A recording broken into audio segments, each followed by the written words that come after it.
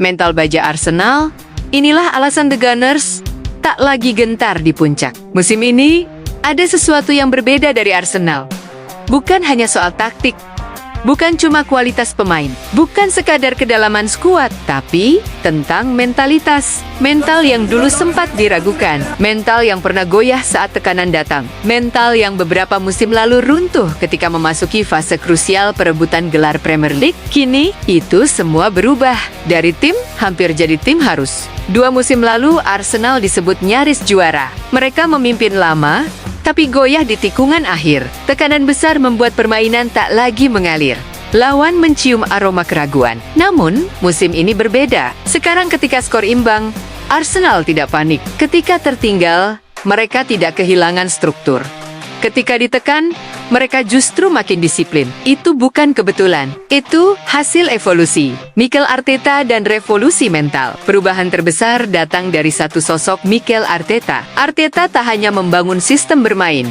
Ia membangun keyakinan. Ia membentuk karakter. Ia menciptakan standar internal yang tinggi, bukan sekadar menang, tapi menang dengan kontrol. Di ruang ganti Arsenal musim ini, tidak ada lagi bahasa tubuh gugup saat jadwal berat menanti. Tidak ada lagi ekspresi frustasi saat keputusan wasit merugikan. Yang ada adalah fokus dan rasa percaya diri yang stabil. Arteta berhasil mengubah Arsenal dari tim yang reaktif menjadi tim yang proaktif. Detail kecil, dampak besar. Mental juara terlihat dari bagaimana tim menghadapi momen kecil. Bola mati dimaksimalkan. Transisi bertahan dilakukan tanpa panik. Manajemen waktu dilakukan cerdas saat unggul.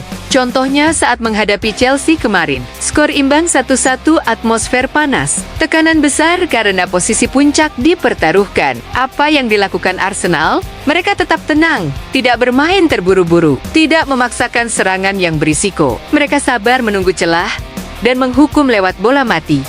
Itulah mental juara. Bukan emosional, bukan sporadis, tapi terkendali. Sosok-sosok pemimpin di lapangan, mentalitas tidak muncul begitu saja. Ada figur-figur penting yang menjadi tulang punggung karakter tim. Martin Odegaard, misalnya, kapten yang tenang, tidak banyak drama, tapi selalu memberi contoh lewat kerja keras dan visi permainan. Declan Rice menghadirkan determinasi. Ia adalah simbol kestabilan. Ketika tempo pertandingan kacau, Rice menjadi jangkar yang menenangkan. Di belakang, William Saliba dan Gabriel Magalhaes tampil tanpa rasa takut. Duel demi duel dimenangkan bukan hanya dengan fisik, tapi dengan kepercayaan diri. Dan di bawah Mister David Raya memberi rasa aman. Tim juara selalu punya tulang punggung mental. Arsenal kini memilikinya. Tekanan kini jadi bahan bakar.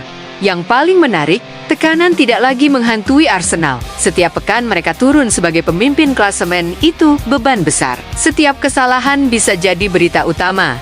Setiap hasil imbang bisa memicu kritik. Tapi, Arsenal musim ini terlihat menikmati posisi tersebut. Mereka bermain seperti tim yang sadar. Kalau kami tetap konsisten, tak ada yang bisa menghentikan. Bahkan saat pesaing terus menempel, Arsenal tidak terpancing. Fokus mereka hanya satu pertandingan ke pertandingan berikutnya. Di Emirates Stadium, ada energi yang terasa berbeda musim ini. Para pemain tampil dengan keyakinan penuh. Mereka tahu bahwa supporter mendukung, bukan menekan. Atmosfer stadion bukan lagi penuh kecemasan seperti di masa-masa sulit, melainkan penuh harapan dan kepercayaan. Dan energi itu menular ke lapangan. Apakah ini musimnya? Pertanyaan besar tentu saja. Apakah mental ini cukup untuk membawa Arsenal menjadi juara? Dalam perebutan gelar, kualitas teknis penting. Tapi di bulan-bulan terakhir musim, yang berbicara adalah mental. Tim yang mampu bertahan saat badai cedera datang, tim yang tetap fokus saat jadwal padat menghantam, tim yang tidak kehilangan arah saat satu hasil buruk terjadi. Melihat Arsenal sekarang, semua indikator itu ada. Mereka tidak lagi rapuh, mereka tidak lagi ragu.